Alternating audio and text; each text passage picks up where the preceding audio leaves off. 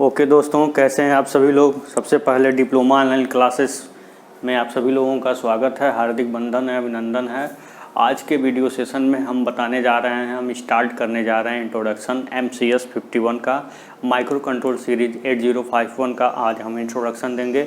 जो भी बच्चा इस इंट्रोडक्शन को कवर नहीं करेगा और ये सोचेगा कि हम चैप्टर्स में इंटर कर जाएं और वहाँ से चीज़ों को समझ लें, तो बिल्कुल इम्पॉसिबल है।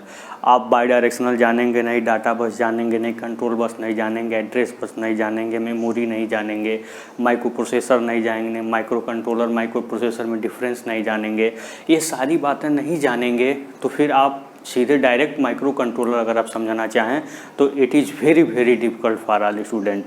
आप सभी लोगों के लिए बहुत ही डिफ़िकल्ट है। डायरेक्ट अगर हम पढ़ाने लगेंगे माइक्रो कंट्रोलर तो आपको कुछ नहीं समझ में आएगा। 8 बिट डाटा, 16 बिट डाटा, बहुत सारे ऐसी चीज़ें हैं जो आप नहीं जानते हैं या जानते भी हैं तो बहुत ही ऊपर चीज़ों को समझे हैं, जाने हैं। आज हम थोड़ा डिटेल चलेंगे और हम कंप्यूटर की दुनिया का एक शार्ट इंट्रोडक्शन, एक शार्ट समझ लीजिए शेयर कराएंगे आपको। अगर आप लोग कुछ कर रहे हो तो उसको छोड़ दीजिए और अपने दिमाग को और शरीर को एक जगह पे एकाग्र रख करके आज का लेक्चर आप अटेंड कर लीजिए। बस आज का लेक्चर अगर आप अटेंड कर लेते हैं तो माइक्रो कंट्रोलर का कोई भी लेक्चर आप देखेंगे तो आपको बहुत अच्छे तरीके से समझ में आएगा, इस बात की मैं गारंटी देता हूँ। लेक्चर स्टार्ट करने से पहले हम आपको बता दें कि अगर आप पिछला वीडियो जो आपने नहीं देखा है, PLC मैंने पूरी यूनिट पढ़ाई है, हर एक चीज़ पढ़ाया है। अगर कुछ छूटा हो आप डिस्क्रिप्शन बॉक्स में डाल सकते हैं, हम उसको फिर से एक्सप्लेन करेंगे। अगर कोई पॉइंट आपको समझ में ना आई हो तो भी आप हमको डिस्क्रिप्शन बॉक्स में डाल सकते हैं और चीज़ें हमसे पूछ सकते हैं, समझ रहे हैं। तो आप इसके पहले के सारे वीडियो डिस्क्रिप्शन बॉक्स में दिए गए हैं, लिंक उसका वहाँ से देख लीजिए, समझ लीजिए, फिर आप माइक्रो कंट्रोल सीरीज़ को स्टार्ट करेंगे तो ज़्यादा इंटरेस्ट भी आएगा, अच्छा लगेगा। दूसरी सबसे महत्वपूर्ण बात, मेरे द्वारा हैंड रिटेन नोट्स आपके डिस्क्रिप्शन बॉक्स में डाल दी गई है, वहाँ से आप जा कर के डाउनलोड कर सकते हैं ईजीली। अब हम स्टार्ट करने जा रहे हैं कंप्यूटर की दुनिया का एक शॉर्ट इंट्रोडक्शन। देखिए, सबसे पहले हम आपको ये बता दें कि आपने कभी भी ये नहीं सोचा है, जैसे मान लीजिए कि आपने कभी व्हाट्सएप खोला है या गूगल पे खोला है या अमेजन खोला है या फ्लिपकार्ट खोला है, जितने भी एप्लीकेशन सॉफ्टवेयर हैं जो आपके मोबाइल में हैं। देखिए, सॉफ्टवेयर दो प्रकार के होते हैं, एक सिस्टम सॉफ्टवेयर होता है और ये आपका एप्लीकेशन सॉफ्टवेयर होता है। जो सिस्टम सॉफ्टवेयर होता है वो पूरे सिस्टम को गवर्न करता है, पूरे सिस्टम को ही चलाता है। उसके बिना कंप्यूटर कुछ नहीं है, नथिंग है, जीरो है। कंप्यूटर का कोई अस्तित्व नहीं है अगर उसमें सिस्टम सॉफ्टवेयर नहीं है तो, ठीक है। जैसे विंडोज़ 10 वगैरह आते हैं, इस तरह के जो सॉफ्टवेयर हैं जो पूरे कंप्यूटर को ऑपरेट करते हैं, उसको हम सिस्टम सॉफ्टवेयर कहते हैं। और किसी पर्टिकुलर टास्क को एग्जीक्यूट करने के लिए जो आप एप्लीकेशन डाउनलोड करते हैं या कहीं से लेते हैं, that is called application software, जो एक पर्टिकुलर टास्क के लिए ही बना होता है। अगर आपकी आवश्यकता नहीं है तो आप उसको नहीं भी ले सकते हैं, आवश्यकता है तो ले सकते हैं। कहने का मतलब ये है कि आपके ज़रूरत के अनुसार वो एप्लीकेशन आपके मोबाइल में होता है, तो वो एप्लीकेशन सॉफ्टवेयर होता है। तो आपने कभी भी क्या इस बात को सोचा कि जैसे मान लीजिए कि आपने व्हाट्सएप खोला तो व्हाट्सएप के फीचर खुल के आपके सामने आ जाता है, तो आपने कभी ये नहीं सोचा होगा कि क्या होता है कि व्हाट्सएप का फीचर खुल के आ जाता है। ऐसा क्यों नहीं होता? अगर हम गूगल पे खोलें तो हमारा वीडियो चलने लगे, गाना चलने लगे, ऐसा क्यों नहीं होता है? या वीडियो प्लेयर खोलें तो आपका पेमेंट का ऑप्शन आ जाए, ऐसा क्यों होता है? क्यों आखिर हम गूगल पे खोलते हैं तो उससे केवल आपका पेमेंट का ही ऑप्शन आता है, फीचर आता है। वीडियो प्लेयर खोलते हैं तो उससे केवल वीडियो देखने का ही ऑप्शन आता है। अगर हम कैलकुलेटर खोलते हैं तो उससे केवल कैलकुलेटर का ही ऑप्शन आता है। कैमरा खोलते हैं तो केवल कैमरे का ही ऑप्शन है। आपने कभी इस तरह की चीज़ें नहीं सोची होंगी, लेकिन आज हम आपको सोचने पर विवश कर देंगे, मजबूर कर देंगे। क्यों नहीं सोचेंगे आखिर कि ये सब चीज़ें होती कैसी हैं। देखिए, हम आपको बता दें, बहुत सिंपल लैंग्वेज में समझाने का प्रयास करेंगे। जैसे मान लीजिए कि आपके हाथ में अलादीन का चिराग लग गया। बोलेंगे ये क्या चीज़ बता रहे हैं सर? एक एग्जांपल दे रहे हैं ताकि चीज़ें आपको अच्छे तरीके से समझ में आ जाएं।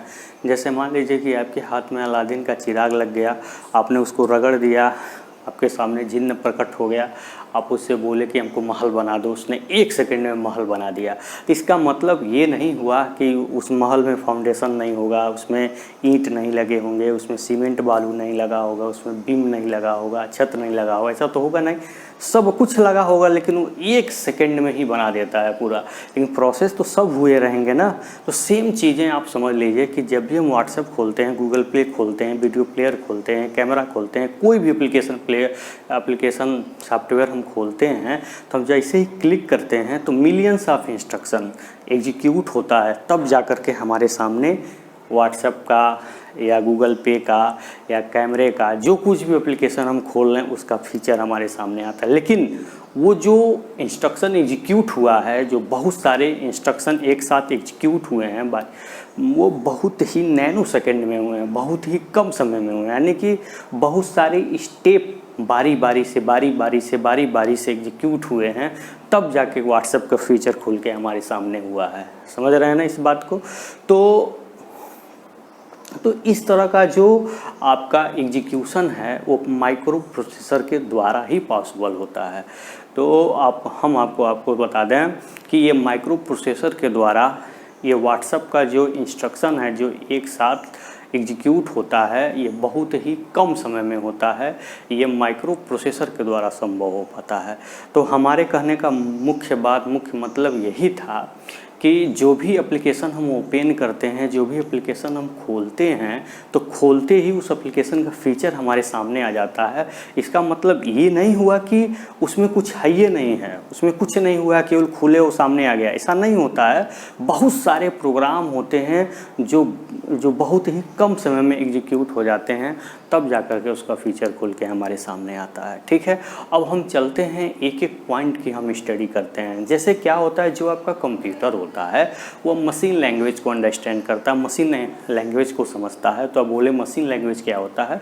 Machine language is nothing simply low level language. ये केवल एक लो लेवल लैंग्वेज होता है। जैसे 0-1 के फॉर्म में जो लैंग्वेज होती है उसको लो लेवल लैंग्वेज कहते हैं। तो मशीन 0-1 लैंग्वेज को ही अंडरस्टैंड करता है, अंडरस्टैंड समझता है। तो जो कुछ भी इंफॉर्मेशन हम देते हैं तो माइक्रो प्रोसेसर उसको 0-1 में ही करके मेमोरी में सेव करता है। ठीक है, मेमोरी से हमेशा 0-1 के ही फॉर्म में डाटा माइक्रो प्रोसेसर के रजिस्टर्स में होल्ड होते हैं। फिर उसके बाद हम जो करना है करते हैं।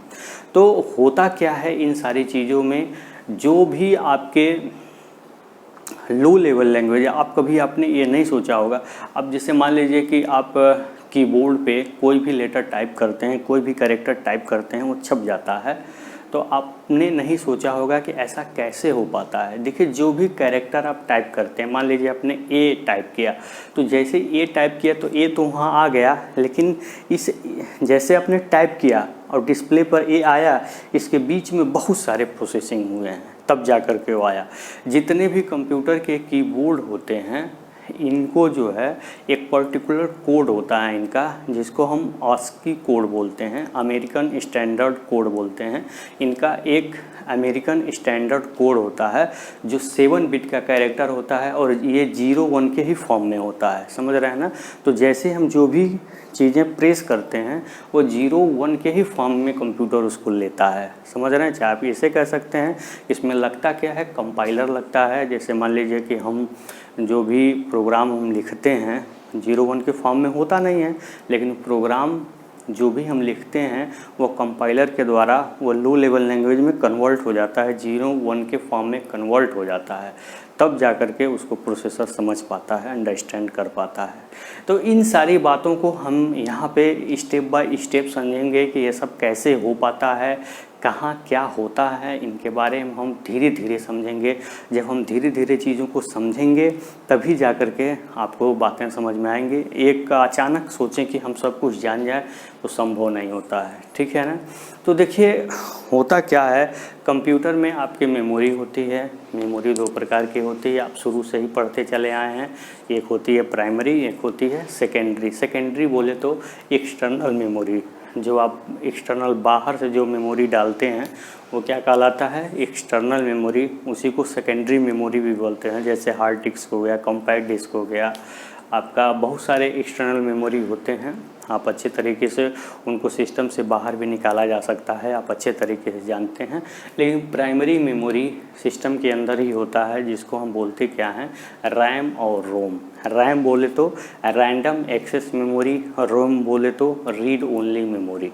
तो जो रैंडम एक्सेस मेमोरी होती है उसको वोलेटाइल मेमोरी भी कहते हैं, और जो रोम होती है उसको नॉन वोलेटाइल मेमोरी कहते हैं। इसमें जो प्रोग्राम होता है परमानेंटली स्टोर रहता है। तो देखिए ये जो सारे मेमोरीज हैं इनका फंक्शन क्या है, ये क्या काम करते हैं, इनके बारे में थोड़ा संक्षिप्त बातें हम आपको बता दें कि देखिए जो ये प्राइमरी मेमोरी होता है ये रैम और रोम दो प्रकार का होता है। तो जो रैम होता है इसका काम होता है डाटा को होल्ड करना। जैसे मान लीजिए कि आप MS वर्ड में कुछ टाइप कर रहे हैं या कुछ लिख रहे हैं, तो जो कुछ भी आप लिख रहे हैं वो होल्ड होता है, वो सेव नहीं होता, अभी होल्ड होता है, अभी केवल वो रुका हुआ रहता है। आप उसको लिख रहे हैं, वो चीज़ें जो बातें आप लिख रहे हैं वो कहाँ पे रहती हैं, वो रैम में रहती हैं। लेकिन जैसे ही लिखने के बाद आप Ctrl+S करते हैं तो वो जो है पूरे के पूरे जो डाटा जो भी आपने लिखा है वो कहाँ, मेमोरी में, वही एक्सटर्नल मेमोरी सेकेंडरी मेमोरी में जा कर के आ जाती हैं, सेव हो जाती हैं। यानी कि जो रैम होता है बेटा, रैम डाटा को होल्ड करने का काम करता है। रैंडम एक्सेस मेमोरी क्या करता है, डाटा को होल्ड करने का काम करता है। जब तक चीज़ें आप लिख रहे हैं तब तक ये रैम में ही होती हैं, जो भी डाटा है वो रैम में ही होता है। मान लीजिए अगर उस बीच पावर फेल हो गया तो क्या होता है, जो कुछ भी आप लिखे हैं क्या हो जाएगा, सीधे सीधे ख़त्म हो जाएगा। इसीलिए कंप्यूटर में UPS लगा देते हैं, जिसको अनइंटरप्टेड पावर सप्लाई कहते हैं, जो 5 मिनट का या 10 मिनट का बैकअप देता है। कि मान लीजिए मेन सप्लाई जैसे ही फेल होती है तो वो UPS में बैटरी होती है और वो कंप्यूटर को होल्ड रखता है, मतलब 5 मिनट के लिए एनर्जी देता है, सप्लाई देता है, ताकि इतने समय में आपने जो भी डाटा क्रिएट किया है उसको Ctrl+S करके सेकेंडरी मेमोरी में ले जा करके सेव कर दें। अगर आप UPS नहीं लगाए हैं तो जो कुछ भी आप लिख रहे हैं जैसे ही पावर फेल होगा पूरा का पूरा तुरंत ख़त्म हो जाएगा। तो आपने समझा कि रैम में हम डाटा को होल्ड करने का काम करते हैं। तो फिर यहाँ रोम का कहाँ क्या हमें, रोम का मतलब होता है रीड ओनली मेमोरी। जो प्रोग्राम होते हैं, आप कहेंगे प्रोग्राम क्या होता है, हम आपको अच्छे तरीके से समझाएंगे। जो प्रोग्राम होता है जैसे आपका व्हाट्सएप हो गया, कैमरा हो गया, आपका गूगल पे हो गया, डिफरेंट टाइप्स एप्लीकेशन सॉफ्टवेयर, इस तरह के जितने सॉफ्टवेयर होते हैं उसी को प्रोग्राम कहते हैं। और उस प्रोग्राम को बेसिकली स्टोर करने का काम क्या करता है, रोम करता है। यानी कि जो भी प्रोग्राम होता है वो रोम में ही क्या होता है, स्टोर होता है। इसको नॉन वोलेटाइल मेमोरी कहते हैं। पावर आए जाए इस पर कोई असर नहीं पड़ता है, ये वोलेटाइल नहीं होता है। समझ रहे हैं ना। तो ये दो प्रकार की मेमोरी हो गई। सेकेंडरी और एक्सटर्नल मेमोरी आपने समझा है कि जब डाटा को हम सेव करते हैं तो वो जाकर सेकेंडरी मेमोरी में क्या होती है, सेव हो जाती है। तो इस प्रकार ये मेमोरी का एक शॉर्ट इंट्रोडक्शन था जो बहुत ही इम्पोर्टेंट है। अभी हम आगे जब बताएंगे ये आपका क्या फेचिंग, डिकोडिंग, एग्जीक्यूटिंग, तो इनमें इसका अच्छा खासा यूज होने वाला है। तो इसलिए आप यहाँ पे समझे। बेसिकली समझिए बीट क्या होता है। बीट 0 1 के कलेक्शन को बीट कहते हैं। 0 और 1 दोनों को मिला करके हम क्या कहते हैं, बीट कहते हैं। 0 का मतलब ग्राउंड लेवल, 1 का मतलब हाई लेवल। इसका एक रेंज होता है वोल्टेज का। ये ग्राउंड लेवल 0 लेवल होता है। डिजिटल सिग्नल के 2 लेवल होते हैं, एक 0 एक हाई। डिजिटल सिग्नल के 2 लेवल होते हैं, एक 0 होता है एक हाई होता है। समझ रहे हैं ना। तो जब ग्राउंड पे करेंगे तो 0 लेवल होगा, जब इसको VCC पावर सप्लाई से कनेक्ट करेंगे तो हाई लेवल होगा। तो 0 और 1 इन्हीं के कलेक्शन को हम क्या कहते हैं, बीट कहते हैं। और जब ये 4 बिट आपस में मिलते हैं, 0 1 1 4 बिट मान लीजिए कोई भी आपस में मिलते हैं तो इसको निब्बल बोलते हैं। और जब ये 8 बिट आपस में मिलते हैं तो उसको बाइट बोलते हैं। समझ रहे हैं ना। तो एड्रेस बिट या बाइट कुछ में भी हो सकते हैं। तो बाइट अगर बोलने का मतलब आप समझिए कि उसमें 8 बिट है, 1 0 1 के फॉर्म में 8 बिट डाला गया है। तो जब बिट आपस में मिलते हैं यानी कि बिट का जब कलेक्शन होता है तब आपका डाटा बनता है। ठीक है। जब बहुत सारे डाटा का कलेक्शन होता है तब एक इंस्ट्रक्शन बनता है। और जब बहुत सारे इंस्ट्रक्शन का कलेक्शन होता है तब एक प्रोग्राम बनता है। अब बहुत सारे प्रोग्राम का जब कलेक्शन होता है तब आपका एक सॉफ्टवेयर बनता है। समझ रहे हैं ना। तो आप इस बात को ऐसे समझें कि जो भी व्हाट्सएप हम यूज करते हैं तो व्हाट्सएप को बनाने के लिए बहुत सारे इंस्ट्रक्शन को लिखा गया है। आपके एक हाई लेवल पर्टिकुलर लैंग्वेज में इनको लिखा जाता है। आपने हाई लेवल लैंग्वेज पढ़ा होगा कई प्रकार, जैसे आपका जावा हो गया, सी लैंग्वेज हो गया, C++ लैंग्वेज हो गया, कोबोल लैंग्वेज हो गया, ठीक है। इस तरह के बहुत सारे लैंग्वेज हैं जो हाई लेवल लैंग्वेज में आते हैं। इन लैंग्वेज में क्या किया जाता है, प्रोग्राम को लिखा जाता है, समझ रहे हैं ना। तो जो भी आप लिख रहे हैं उसी को इंस्ट्रक्शन कहते हैं। तो जब पूरा इंस्ट्रक्शन मिलता है तब जा कर के प्रोग्राम बनता है। अब व्हाट्सअप है तो पर्टिकुलर एक ही काम नहीं करता है, डाटा को भेजना या लेना एक ही काम नहीं करता है। इसके सहायता से आप साउंड सिग्नल को भी भेज सकते हैं या ले सकते हैं, वीडियो को भी, शॉर्ट वीडियो को भी भेज सकते हैं, PDF को भी भेज सकते हैं। अब तो ऐसा हो गया कि इससे मनी भी सेंड किया जा सकता है। इसका मतलब ये नंबर्स ऑफ प्रोग्राम का कलेक्शन है, इसीलिए व्हाट्सएप को क्या बोलते हैं, सॉफ्टवेयर बोलते हैं।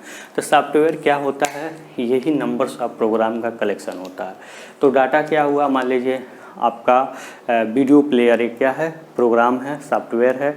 इसके अंदर जो भी सॉन्ग्स हैं, वीडियोज़ हैं, उसको क्या बोलेंगे, डाटा बोलेंगे। व्हाट्सएप है, व्हाट्सएप में के अंदर जो कुछ भी आप लिख रहे हैं वो क्या है, डाटा है। पूरा आपका व्हाट्सएप क्या है, प्रोग्राम है, समझ रहे हैं ना। तो इस प्रकार डाटा से बनता है इंस्ट्रक्शन, इंस्ट्रक्शन से बनता है प्रोग्राम, प्रोग्राम से बनता है क्या, सॉफ्टवेयर। तो जो कुछ भी देखिए, जो कुछ भी आप लिखते हैं वो इंस्ट्रक्शन के ही फॉर्म में होता है, जिसके कलेक्शन को प्रोग्राम कहते हैं, प्रोग्राम के कलेक्शन को क्या कहते हैं, सॉफ्टवेयर कहते हैं। तो जैसे मान लीजिए आपने व्हाट्सएप को जैसे ही आपने क्लिक किया तो उसमें मिलियंस ऑफ इंस्ट्रक्शन एक साथ एग्जीक्यूट होते हैं। आपने बारी बारी से जो बातें लिखी, जैसे मान लीजिए कि हम यहाँ आते हैं, बोर्ड साफ़ करते हैं, मोबाइल को स्टैंड पे लगाते हैं। पहले क्या किया, बोर्ड साफ़ किया, फिर क्या किया, मोबाइल को स्टैंड में लगाया, फिर क्या किया, मोबाइल के कैमरा को बोर्ड पे फोकस किया, फोकस करने के बाद पढ़ाना स्टार्ट किया। यानी कि इतना काम का एक प्रोग्राम बन गया। उसी तरह से व्हाट्सएप के जो फीचर हैं, जो व्हाट्सएप काम करता है, इसी से रिलेटेड पूरा इंस्ट्रक्शन लिखते हैं, जो प्रोग्राम होता है, समझ रहे हैं ना। तो ये सारे इंस्ट्रक्शन बारी बारी से एग्जीक्यूट होते हैं। तो ये जो प्रोग्राम होता है वो होता क्या है, मेमोरी में होता है। कहाँ होता है, मेमोरी में होता है। ये आपका माइक्रो प्रोसेसर है, ठीक है। और जो प्रोग्राम है इसमें आपका सेव है, प्रोग्राम कहिए, डाटा कहिए, इस मेमोरी में क्या होता है, सेव होता है। तो आप यहाँ से समझिए कि कैसे ये वर्क होते हैं। जैसे देखिए, ये आपका माइक्रो प्रोसेसर है। माइक्रो प्रोसेसर करता क्या है कि जैसे मान लीजिए हम जो भी वर्क कर रहे हैं, जो भी काम हम करने जा रहे हैं, तो जो भी इंस्ट्रक्शन का एड्रेस सबसे पहले ये लेता है। ये क्या है, आपका मेमोरी है। मेमोरी में क्या होते हैं, बहुत सारे लोकेशन होते हैं। अब लोकेशन क्या, प्रत्येक लोकेशन का एक पर्टिकुलर एड्रेस होता है। जैसे मान लीजिए कि ये सब क्या है, ये सब लोकेशन है, ये सब लोकेशन है, और इसमें ये डाटा फीड है। ये सब डाटा क्या है, फीड है, और प्रत्येक डाटा का क्या है, यहाँ पे एड्रेस दिया गया है। ये आपका एड्रेस है, ये आपका डाटा है, समझ रहे हैं ना। तो सारे जो भी डाटा हैं उनको क्या किया जाता है, इसके द्वारा, माइक्रो प्रोसेसर के द्वारा एग्जीक्यूट किया जाता है। पहले ये करता क्या है, देखिए यहाँ पे एक एड्रेस बस दिखाया है, ये डाटा बस है, ये कंट्रोल बस है। तो आप समझिए बस क्या होता है, ये क्या होता है, सेट ऑफ लाइन्स होता है। बस क्या है, नथिंग, सिंपली ये सेट ऑफ लाइन्स। जैसे आपने देखा होगा, मोबाइल आप चार्ज करते हैं और फिर हम उसी केबल को लेकर के लैपटॉप में लगाकर डाटा भी लैपटॉप में सेंड करते हैं और लैपटॉप से डाटा लेने का भी काम करते हैं। यानी कि दोनों काम हम कर लेते हैं। तो जब हम मोबाइल से चार्ज करते हैं तब तो उसमें करंट फ्लो होता है, लेकिन जब हम उसको लैपटॉप में लगा करके डाटा को लेते हैं, यानी मूवीज़ को ले रहे हैं या दे रहे हैं, जो कुछ भी आप कर रहे हैं, तब वही आपका केबल क्या हो गया, डाटा केबल, यानी कि डाटा बस हो गया, समझ रहे हैं ना। तो एक सेट ऑफ लाइंस होते हैं, बहुत सारे लाइंस का कनेक्शन होता है। जैसे मान लीजिए 4 बिट को अगर एक्सप्लेन करना है, 4 बिट डाटा को एग्जीक्यूट करना है तो 4 लाइन होगा, जिसमें आपके चारों बिट 001 या 100 या 0001, ये जो 4 बिट हैं सब एक एक लाइन्स पे जाती हैं, समझ रहे हैं ना। तो ये मान लीजिए कि आपको इस डाटा को लेना है, ठीक है। तो माइक्रो प्रोसेसर इसके एड्रेस को क्या करेगा, एड्रेस बस पे रखेगा। जैसे एड्रेस बस पे ये एड्रेस आएगा, ये आपका लोकेशन क्या हो जाएगा, इनेबल हो जाएगा। इस डाटा को क्या करेगा, फेच कर लेगा। फेच करने का मतलब इस डाटा को अपने अंदर रखेगा। इसके अंदर भी शिफ्ट रजिस्टर्स होते हैं। शिफ्ट रजिस्टर का मतलब, शिफ्ट रजिस्टर के अंदर बहुत छोटे छोटे फ्लिप फ्लॉप होते हैं। फ्लिप फ्लॉप क्या करता है, 1 बिट को अपने अंदर स्टोर करने का काम करता है। आपने पढ़ा होगा फ्लिप फ्लॉप क्या करता है, 0 या 1 बिट डाटा को अपने अंदर स्टोर करता है। ठीक है, तो नंबर्स ऑफ फ्लिप फ्लॉप मिल करके रजिस्टर्स बनाते हैं। इसके अंदर रजिस्टर्स होते हैं, 2 प्रकार के रजिस्टर्स होते हैं। एक जनरल पर्पस रजिस्टर होता है, एक स्पेशल फंक्शन रजिस्टर होता है। ये प्रोसेसर के अंदर होता है, समझ रहे हैं ना। तो जो जनरल पर्पस रजिस्टर होता है, इससे आप डाटा आसानी से ले भी सकते हैं, दे भी सकते हैं, कुछ भी कर सकते हैं। लेकिन स्पेशल फंक्शन रजिस्टर से डाटा का आदान प्रदान ईजिली संभव नहीं होता है। उसको हम आगे बताएंगे। ये general purpose register, special function registers क्या होते हैं, माइक्रो प्रोसेसर में कैसे इनका यूज किया जाता है, इसके बारे में हम अच्छे तरीके से स्टडी करेंगे। तो देखिए, इन सारे डाटा को एग्जीक्यूट करने का काम एड्रेस बस के द्वारा होता है। यहाँ पे देखिए, मान लीजिए एड्रेस बस के द्वारा एग्जीक्यूट करने का काम नहीं होता है, सॉरी, जो भी एड्रेस होता है वो एड्रेस बस पे इनेबल होता है माइक्रो प्रोसेसर के द्वारा। तो यहाँ पे देखिए, जो डाटा बस है ये बाई डायरेक्शनल है। यहाँ पे आप देखिए डाटा बस क्या है, बाई डायरेक्शनल है, यानी कि इसके द्वारा डाटा को रीड भी किया जा सकता है, राइट भी किया जा सकता है। आप कहेंगे सर रीड करना क्या है, राइट करना क्या है, तो जो भी इसके अंदर डाटा है उसको आप बाहर लेंगे तो उसको बोलेंगे रीड करना, और बाहर से डाटा अंदर डालेंगे तो उसको बोलते हैं राइट करना। डाटा को राइट करना यानी बाहर से अंदर लाना, डाटा को रीड करना मतलब अंदर से बाहर ले जाना। यानी कि डाटा बस से डाटा को अंदर भी ले जा सकता है, डाटा बस से डाटा को बाहर भी ले जाया जा सकता है। समझ रहे हैं ना, अंदर भी ले जाना पॉसिबल है, इसको द्वारा बाहर भी लाना पॉसिबल है, दोनों संभव है। जैसे मान लीजिए हम इस समय बोल रहे हैं, तो हमारे जो भी हम बोल रहे हैं वो क्या है, एनालॉग सिग्नल है। तो एनालॉग सिग्नल से किस में वो कन्वर्ट हो रहा है, डिजिटल सिग्नल में कन्वर्ट हो रहा है। तब प्रोसेसर उसको ले जाके मेमोरी में एक पर्टिकुलर लोकेशन के एड्रेस में स्टोर कर रहा है। जो कुछ भी मैं बोल रहा हूँ उसका एक फाइल बन रहा है, समझ रहे हैं ना।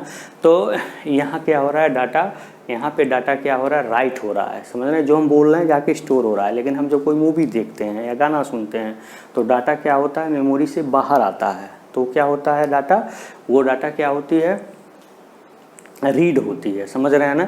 तो अब यहाँ पे मान लीजिए एड्रेस हुआ, ये डाटा इनेबल हो गया। अब इस डाटा का क्या करना है, रीड करना है कि राइट करना है, ये बात कौन बताएगा, कंट्रोल बस बताएगा। कंट्रोल बस का, बस पे जो कंट्रोल सिग्नल होते हैं वो ये प्रोसेसर को बताते हैं कि डाटा का करना क्या है, रीड करना है या राइट करना है। तो ये कंट्रोल सिग्नल क्या होते हैं, high frequency generally micro controller में जनरेट किया जाता है। वही कंट्रोल सिग्नल होते हैं जो वास्तव में प्रोसेसर को बताते हैं कि डाटा के साथ क्या करना है, समझ रहे हैं ना। ये भी यूनिडायरेक्शनल है, ये भी यूनिडायरेक्शनल है, और ये जो डाटा बस है ये क्या होता है, बाई डायरेक्शनल होता है। तो यहाँ पे देखिए, जो कुछ भी इसमें डाटा है, ठीक है, उसको पहले अपने अंदर लेता है। जब इसको अपने, वो देखिए जो भी डाटा है वो 101010 के ही फॉर्म में होता है, उसको ये लेता है, फिर उसमें डिकोडर लगा होता है, ठीक है। इसके डाटा को, जब इस डाटा को माइक्रो प्रोसेसर अपने अंदर लेता है तो इस प्रोसेस को बोलते हैं फेचिंग। अब फिर जब इसको अंदर ले लिया तो उसको डिकोड होता है, उसका 101 के फॉर्म में होता है ना, तो उसको डिकोडिंग के बाद एग्जीक्यूटिंग होती है। अगर 1010 के ही फॉर्म में हमारे स्क्रीन पे कोई भी चीज़ डिस्प्ले हो जाए तो हम कुछ समझेंगे, नहीं समझेंगे। तो पहले उसका क्या होता है, फेचिंग हो जाता है, अंदर लिया, और फिर उसका डिकोडिंग करता है, उसके बाद एग्जीक्यूटिंग करता है। तो ये एक प्रोसेस है जो बहुत इंपॉर्टेंट है माइक्रो कंट्रोलर के लिए, इसको आप ज़रूर याद रखिएगा, समझ रहे हैं ना। तो हमको लगता है कि जितने भी इम्पोर्टेंट फैक्ट है वो हमने बता दिया। यहाँ पे डाटा हम जो है 8 बिट डाटा, 16 बिट डाटा का बार बार हम डिस्कस करेंगे। 8 बिट डाटा क्या है, 16 बिट डाटा क्या है, हम आपको इसके पहले बता दें कि 8051 माइक्रो कंट्रोलर जो सीरीज है वो पूरा 8 बिट डाटा पे वर्क करती है। तो हम इस पर डिस्कस करने जा रहे हैं कि अब देखिए 8 बिट डाटा क्या होता है, और हम जनरली हेक्साडेसिमल नंबर्स ही क्यों यूज करते हैं, इसके बारे में हम थोड़ा स्टडी करेंगे, ठीक है। तो देखिए, अगर आप यहाँ पे चीज़ें समझ लेंगे। इस वीडियो को एक बार में नहीं समझ में आएगा, इसको 1 से 2 बार 3 बार 4 बार आप इसको देखेंगे तो आपको अच्छे तरीके से समझ में आएगा। आप चाहें तो स्पीड अपने अनुसार कम भी कर सकते हैं, जो भी मैंने लेक्चर दिया है अगर स्पीड ज़्यादा है तो आप उसको कम भी कर सकते हैं, ठीक है। तो हम आपको बता देते हैं कि माइक्रो कंट्रोलर और माइक्रो प्रोसेसर में क्या डिफरेंस होता है। फाइनली इस चीज़ पर हम आप आएँ कि माइक्रो कंट्रोलर और माइक्रो प्रोसेसर में क्या डिफरेंस होता है। जैसे मान लीजिए कि हमारे शरीर, ये मेरा पूरा शरीर, समझ रहे हैं, एक तरह का माइक्रो कंट्रोलर है, लेकिन जो हार्ट है, जो धड़क रहा है, वो माइक्रो प्रोसेसर है। समझ लिए, आप समझ तो गए होंगे हमारे कहने का मतलब क्या है कि माइक्रो प्रोसेसर में कोई मेमोरीज नहीं होती हैं, कोई पेरिफेरल मतलब इनपुट आउटपुट कोई डिवाइस नहीं होता है। आपको माइक्रो प्रोसेसर में मेमोरीज बाहर से लगानी पड़ती हैं, उसको इनपुट आउटपुट डिवाइस भी कनेक्ट करना पड़ता है, तब जाके वो काम करता है।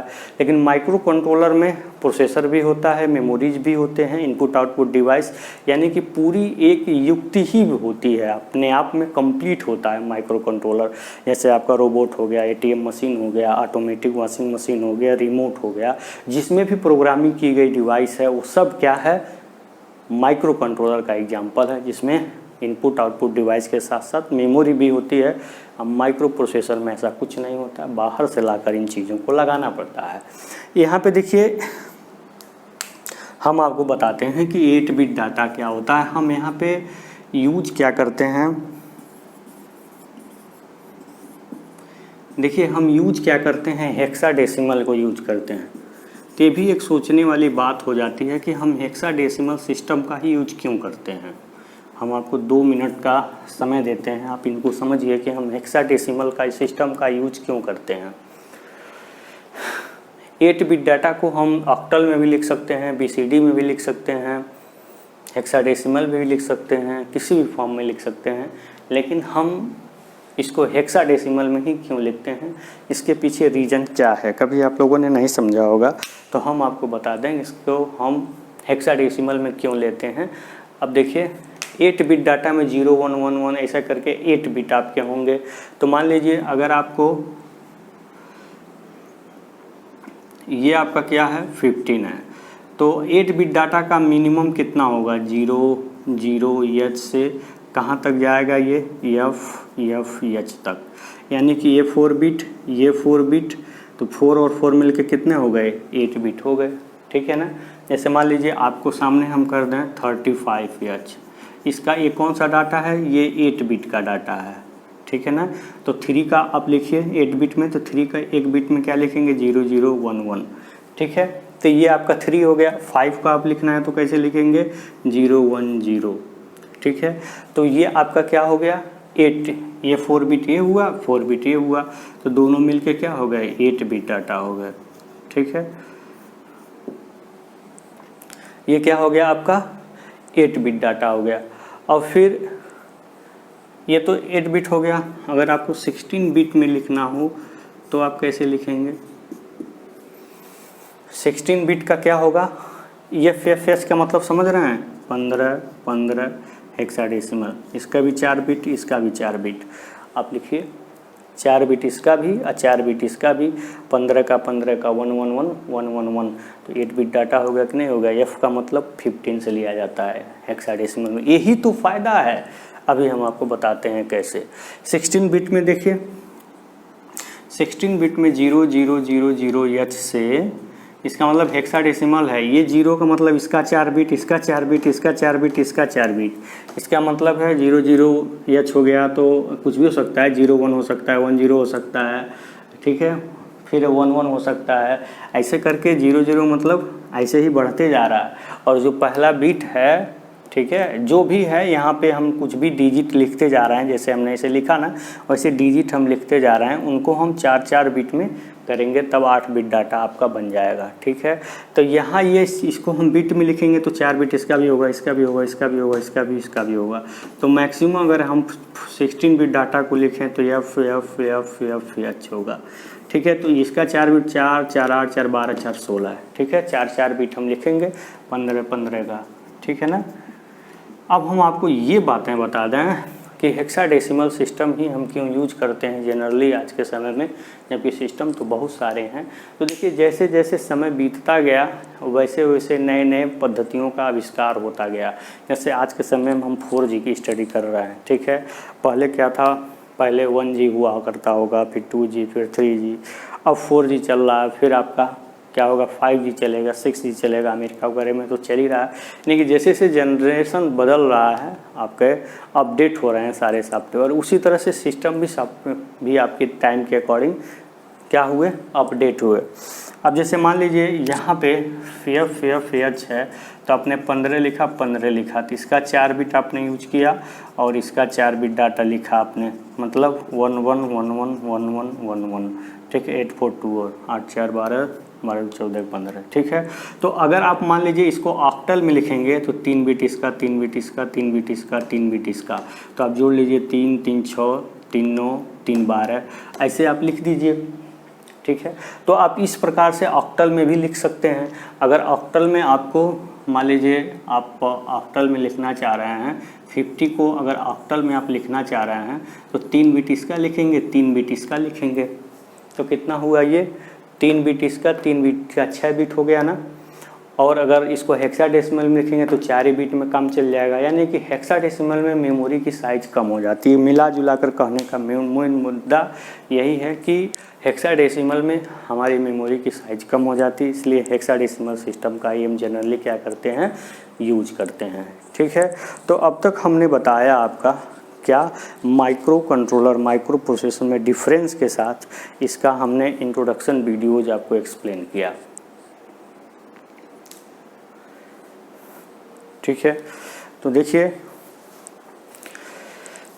अगर आपको आगे की वीडियोस देखनी है, ठीक है, अगर आपको इसके आगे की वीडियोस देखनी है तो आप सतर्क हो जाइए, इन चीज़ों को समझिए, जानिए कि अगर आपको आगे की वीडियोस देखनी है तो इस वीडियो को पूरा देखना, पूरा जानना बहुत ज़रूरी है, तभी आपको नेक्स्ट वीडियो समझ में आएगा, नेक्स्ट लेक्चर माइक्रो कंट्रोलर का समझ में आएगा। अगर आपको ये सेशन अच्छा लगा हो, आपको समझ में आया हो तो प्लीज़ लाइक शेयर सब्सक्राइब ज़रूर करिए। धन्यवाद।